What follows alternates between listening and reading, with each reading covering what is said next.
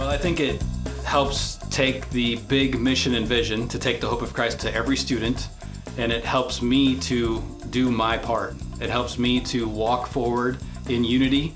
It continues to grow, so to have those expectations, to have that accountability, to help that person play their role. I can play mine in Nashville, David can play his in Tennessee 1, and we can all take the hope of Christ to every student in the United States because we all have our expectations and our accountability. Working with the local church to take the hope of Christ to every student in the United States. This is First Priority. Now here are your hosts, Steve Chirico and Brad Skelling. Well, hello, everybody. Welcome to the First Priority Podcast. I'm here with my friend Steve Chirico. What's up, Brad Skelling? How are you? Good. Hey, everybody. Glad you're here. I am as well, because I've been meaning to talk to you about something. Oh, gosh. Not one of these conversations. I have some pretty high expectations for you, and I've not been holding you accountable. Well, the good news is you're about to lead a podcast, and we're going to talk just about that today. So good job. So does that mean you'll finally start listening to me? Not a chance. Never. So this is going to be fruitless. Yeah, Tim Bargo just crashed his car laughing his head off as he was listening. Oh, Never dear. happen. Oh, dear. So one of the conversations we've been having in First Priority World is, what does accountability look like? We have these expectations. The grandest one is that we're all taking the hope of Christ to every student in the United States, right? Yep. So there's an expectation. How do we get there? What does it look like to hold each other accountable to what we are doing and what we've been hired for? And so a lot of the traction conversation that, if you've been a part of the national office for a little bit, you've heard us talking about that. If you've been at a fall conference or a board meeting or spring meetings, we've been talking about some of that stuff. So we're getting into a detail with some of that to say, hey, let's define this. Let's put some language to it and see where it goes, see what sticks. Yeah, and what you're talking about is the rhythm that the national office has found in the last year and a half or so. Correct. And communicating that rhythm so people can play along with the song, right? Yep. And so the reality is, if you don't know where the notes are going to land, it's not in front of you on a piece of paper, it's hard to be in a band to be held accountable for making good music, right? Interesting. But you find rhythm. A band analogy from a sports guy. I know, thank you. Because the music gets on the sheet, right? Yep. And if it's on the sheet, then everybody reads it and everybody knows their place, and all of a sudden you make beautiful music. And it goes back to, we've quoted Seth Godin too many times on this podcast, sure. Right? But it just goes back to Seth's idea that everyone makes art, right? True. And in the midst of making art, you've got to have the ability to work together in a team and blah, blah, blah. Anyway, so we're going to jump into that today and talk a little bit about accountability. Okay. I think one of the first things we should do is just kind of label everybody, which isn't fair, but let's talk about the type of leaders that are usually in the room. Yep. And let's blow through that pretty quick so we can really talk about accountability, but it may allow somebody to go, yep, that's me, and here's how accountability affects me. Well, I can just talk about myself because I think I've been all of these things. Okay. All right. Go ahead. So you get a chart, right? And you have things where you say, hey, we have expectations, and am I going to hold you accountable to those expectations? Yep. So if I have very low expectations but high accountability, then I'm probably going to blindside you with some ideas because it hasn't been set up in front of us. Like you said, the music hasn't been given to you, but I expect you to play it. Correct. Right? But I'm going to blindside you as a leader in that situation. I've been there. Every worship leader who's listening to this, who's part-time at the church, thinks about their pastor walking up and going, do you remember that song? Just follow my lead. And you're like, I have no idea what you're talking about. So keep going. Blindside leader. Yep. So what if I'm going to look here and zoom in because I'm old. Expectations are low, accountability is low, you're kind of just absent. You're not really leading, there's not a lot. Maybe it is say, hey, Steve, go take the hope of Christ to every student. And 10 years later, you show back up again and say, how'd you do? Yeah, how'd that go for you? Yeah, exactly. Right? That's an absentee leader. If our expectations are high, but our accountability is low, then we can be scattered, right? So we can expect a lot, but we expect a different thing today than I will tomorrow or yesterday or whatever the case might be. But really where we want to get to is a credible leader, where not an incredible leader, but a credible leader that has high expectations and high accountability. So we're on the same page, we have it down in writing, we're playing the same piece of music, we're not playing different songs. I love that we're having band analogies right now instead of sports analogies. Yeah, you're welcome. Yeah, we want to be that credible leader. We don't want to blindside people. We don't want to be absent. We don't want to be scattered. We want to be in that sweet spot where we say, hey, everybody knows what the expectations are, and they are held accountable to them on a regular basis. And accountability defined is a repeated pattern of verifying expectations that turn into results. I set you up for that pretty good. Thank you very much for that. So that definition really comes from all of the EOS training, all the traction training that we've been doing. Yep. And realizing that we need to have a definition so that we can move forward on what it means to hold people accountable and to be held accountable. Correct. So one of the things you see is in the traction, the EOS system, I love that you turned that into a word and said EOS, but that leaders are repeaters. So when we have our scorecard, we have our level 10 meeting every week, we're weekly looking at the exact same thing, saying, hey, have we moved the needle on this? So, hey, we got to go raise some funds. So how many meetings did you have? How many donors have you followed up with? We want to have 5 meetings a week. We want to follow up with 2 donors a week. And what are those lead measurables? We're repeating all the time. We're not going to get sick of that because we always need to be out raising ministry and funds, ministry and money. Yep. And so we're going to repeat that often. That keeps the expectations in front of us and it holds us accountable, which is what the level 10 meeting and the scorecard does. And clarity is king. Clarity is king. We need to define those expectations. It's really the first step to setting up a good accountability measure. What is the expectation? A lot of us can go back to our job description. I'm the director of ministry operations, and here is what my job lines out. So I can take that and say, well, in a year, I'd like to have this done. And in 90 days, these quarterly rocks, I'd like to have that done. But on a weekly basis, I need to do this in order to get there. Yeah, and then the next question, obviously, is does that make sense? I always make sense. Y'all pray for me. Just the reality that just because it was said out loud doesn't mean that it was clear to the person who needs to accomplish it. Correct. Right? So I used my own example, right? But if you're a district director and you're hiring an area coordinator and you're going over their job description with them, that's what that really means is you're talking to your area coordinator, you just gave them a job description with some numbers and you say, does that make sense? Yeah, you know, real life application right now, we're walking with I'm walking with Kansas City and Tennessee 1 as districts, right? Yep. And there are many times where their leadership has done a great job in saying, pause.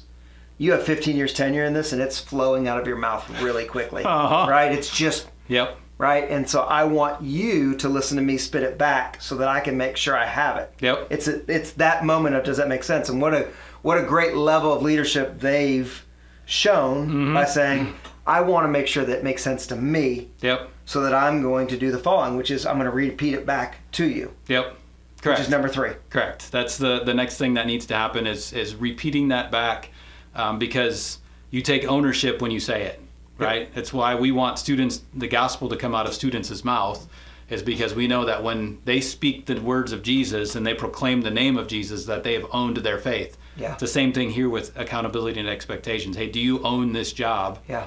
And then number 4 is, are you willing to make that happen? Are you willing to go out and do that networking? Are you willing to go out and do that fundraising? And that's when the expectations are really met, is when we walk through that 4-step process. Again, and if I'm going to make it real life like you started to earlier, it's the moment for me as a director or a coordinator when I say to a youth minister or even a parent that thinks this is a fabulous idea. I want to be a campus coach, right? I want to be involved. And they begin to repeat all that back. And then I finish with the close, which is, can you do this? Can you make this happen if I walk with you throughout? And we've dealt with that tension for years and years and years because we're a volunteer-led organization. Well, this does lead into us setting the expectations. We're in alignment on what the job is, what needs to get done. That leads into commitment. I mean, it's not the same thing, right? We can agree that needs to be done and this is a thing and a job is a job, a task needs to happen. But to make that commitment to get it done is a whole nother conversation, right? Alignment is, we're similar in the feelings, we're on the same page. Commitment is more than that. It is movement in the same direction to say, hey, we're going to work together and get beyond the expectation And that's coming into accountability then. We're saying, hey, we're going to be accountable and we're going to be in movement together. And again, well, it's not really again, but most of us, if I can go back to the beginning just for a moment, most of us find ourselves not in the right box. We're blindsiding people because we're moving, right? We're moving in a direction and we're doing too many things, most likely. And so when we're doing too many things and all of a sudden the expectations aren't communicated and the accountability isn't there, we're blindsiding people all of a sudden because we're moving. But when we come down here and we have an alignment and a commitment and we're moving together, then that's that accountability that we're talking about. So all that leads right back again. You said go back to the beginning, the reality that the mission, all of this should be from the fulfillment of mission and vision, right? Yep. So how do we take alignment and commitment through accountability and actually turn it into what we want, moving beyond just a good idea into movement, right? So 4 things that keep us on the same page that are in front of us. Number 1, we need to ask those that we're holding accountable, right, to visualize the list of expectations. Put it somewhere in front of your team so that they know exactly what you're looking for. The level 10 meetings, the smart sheets, the whiteboards, whatever your system is. The VTO. There you go. Thank you. Put it somewhere so that it's out of your brain and on a piece of paper, right? The second thing is you need to talk about everything on the list. Don't talk about the things that you're attracted to because you like these parts of your job. Talk about all of it. Which is not always enjoyable. It is not. Because it means that it's going to give me tasks. Right? And I want tasks I like. I'm selfish by nature. I don't always want tasks that are given to me because they need to get done. Third is, and this is a good one, prune the list. This is written down, so I'm just going to read it. Great leaders don't just add to a list, they also remove things from the list. That's right. Again, I reference the level 10 meetings that I do with Tennessee 1 and KC because they're in front of me, right? And the idea that those guys know how to prune their list on a regular basis is really good. Can I speak to that one just for a moment? Yeah, go for it. I think that's one of the things I'm enjoying about this whole process for us because we're living this. I mean, we're speaking about what we are doing right now. We're not just talking theory. This is where we're at in the national office. We're in the White House, Nashville, Tennessee. I am feeling a huge relief from all of the little things that I feel occupy my day because I have rocks. We sat at a lake house 3-4 weeks ago and we listed our annual goals. Where do we want to be by June 30, 2023? Okay, what do we need to get done by September 29, which is the end of this next quarter? And so then here's the weekly scorecard. Here are the things that we're going to track. And when we get on the call on Monday, that's what we're doing. So what did that do? That pruned my list. Because all of those other little things that I had on there that I thought were really important, they still matter. But I don't feel the pressure to go make sure they're done. I feel like those training videos that need to get done, right? Because that's what's on the list. It's good. It's really good. Which prioritizes the list, which is the 4th thing on your list. I was just going to say, and the last thing is prioritization. I can't even say it. Nice job. And making sure what everybody knows is most important, which is what you just said. I have this vision in my head of a flywheel that's turning, right? And people are putting large stones in there, and you see them banging around. And then every once in a while, one little pebble gets caught just at the bottom seam of that flywheel. And it causes it to stop, right? And I think about our emotion and all the big things that we're turning. Hey, I got to move 10 campuses in this community. I got to make sure my guys' healthcare is taken care of, whatever their thing is, right? And then all of a sudden, this little distraction, which is a pebble, is big enough to fit under the edge of the flywheel and where it hits the grindstone and cause the whole thing to stop, right? And so being able to say, I'm sweeping those out early. Those aren't going to get in the way because I need to keep this thing moving. Just is a great visualization for me. I like it. Another non-sports analogy there for you. This is a record for the day. I like it. So let's begin to land this plane. It leads me to this question. So what's the point of this EOS, traction, accountability, commitment? Like, what's the point, man? Well, I think it helps take the big mission and vision to take the hope of Christ to every student, and it helps me to do my part. It helps me to walk forward in unity. First Priority continues to grow. The First Party of America staff continues to grow. I think we're adding another person this week down in Fort Worth, Texas, or probably last week, now that or 2 weeks ago when this podcast comes out. And it continues to grow. So to have those expectations, to have that accountability, to help that person play their role. I can play mine in Nashville. David can play his in Tennessee 1, and we can all take the hope of Christ to every student in the United States because we all have our expectations and our accountability in perfect line. Let's take that and pick on Michael for a minute. Okay. Who's in Arklatex. Yeah. What can Michael do to get his hands on EOS, VTO, traction? Like, what can he do? Because if this all resonates with him, I'm just picking on him, right? Yeah. He's a good dude. Yep. If this all resonates with him, he's like, I'm going to start to put this in play. How can he get involved with this on our end on a national level? Well, there's two answers to that question. Okay. One, I would say if you've not read the book, What the Heck is EOS? I would recommend that first. I'll grab our decorations. It is right here. I did not Our listeners can't see it. Heck in person. The listeners cannot, but if you're on YouTube, you can see What the Heck is EOS by Gino Wickham and Tom Bauer. I would go grab that book because that gives you a very quick overview. I am a slow reader, but I think I read this in just a couple short hours. It's big print, 158 pages. And you are good. So that's going to familiarize yourself with that. The other thing would be to engage us in the conversation. That's what I wanted to hear. And we will share with you what we're doing. We will come and walk with you what you need. We can talk to your board, and even if it's a Zoom call, we can engage you on your level with First Priority and help you walk through some of this stuff. Yeah, and I'll give you two cautions to that. Number one, when you reach out, it's heavy lifting on the front end. But the second is you're going to have a lot of aha moments where you're going to go, oh, it's not, it feels like heavy lifting. I'm going to turn this into an operating system. Then you go, aha, I'm already doing that. That's just a line now. Aha, that's a goal I've always had. It's just actually in order now. Right? So my two cautions are you may find both those things, and both those will be very good for you long term. Any final thoughts? I don't. I appreciate you just bringing clarity to the whole discussion about accountability. I think sometimes we get a little nervous when we bring that up because people have abused it or used it, right? Sure. And the reality is it's meant to serve you, not to be served. The end gain in all of this is how do we serve you to be better at accomplishing the mission and vision, take the hope of Christ to every student in Arklatex, take the hope of Christ to every student in Grand Haven, right? Just on and on and on. So thanks for making that easy on us. Well, my parting comment is going to be don't get frustrated when this doesn't actually happen. Because I get caught up in things. I get swept up in emails. I get caught up in another conversation.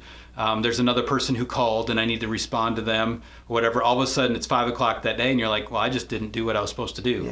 Right? So don't get frustrated by that. It's what leaders do every day. I remember saying this to Larry not so long ago. He's like, we've got all these things and we have to keep making sure everybody's walking in the same direction. I said, isn't that the definition of leadership? Is to make sure, and some of this is just to make sure we're walking in the same direction, right? But that's what a leader does, is every day you get up and say, hey, look, let's go there. You get up the next day and say, hey, look, let's go there. So don't get frustrated with the repeating process, your own distractions and all of that. Just know that's job security until Jesus comes back. Good.